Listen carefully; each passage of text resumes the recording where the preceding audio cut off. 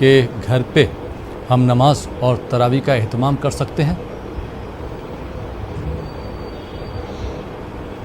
جی دیکھیے، اب گھر پر تراویح تو تقریباً سبھی پڑھ رہے ہیں لاک ڈاؤن کی وجہ سے. تقریباً جہاں جہاں لاک ڈاؤن ہے مساجد میں جتنے حضرات کے لیے اجازت ہے اتنے ہی پڑھ رہے ہیں، باقی سب گھر میں پڑھ رہے ہیں.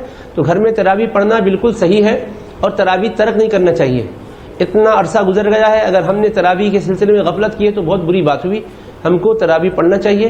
یہ شبہ کیوں پیدا ہوتا ہے گھر میں کہ ہم جماعت سے نہیں پڑھ سک رہے ہیں؟ اگر گھر میں اگر جماعت نہیں بنا سکتے تو آپ تنہا پڑھیے. بڑی صورتیں یاد نہیں ہیں تو آپ وہی صورتیں پڑھیے. تراویح کو ٹینشن کی چیز نہیں ہے، تراویح راحت کی چیز ہے. آپ کو صرف انا اعطینا کل کوثر اور قل هو اللہ احد 2 ہی صورتیں یاد ہیں، تو انہی 2 صورتوں کو 2 رکعت میں پڑھیے، پھر بعد کی 2 رکعت میں ان 2 صورتوں کو پڑھیے. اس طرح 20 رکعت تراویح پڑھیے، پھر بعد میں وتر پڑھیے، نفل نماز پڑھیے، مگر ترک مت کیجیے. اگر آپ فوری عشاء کے ساتھ پڑھیں تو اچھا ہے. تاخیر بھی ہو جائے تو میں آپ سے ادباً گزارش کرنا چاہتا ہوں کہ تراویح صرف رمضان میں پڑھی جانے والی عبادت ہے.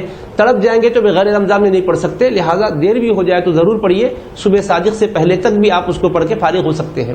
جی بہت بہت شکریہ مفتی سعید ضیاء الدین نقشبندی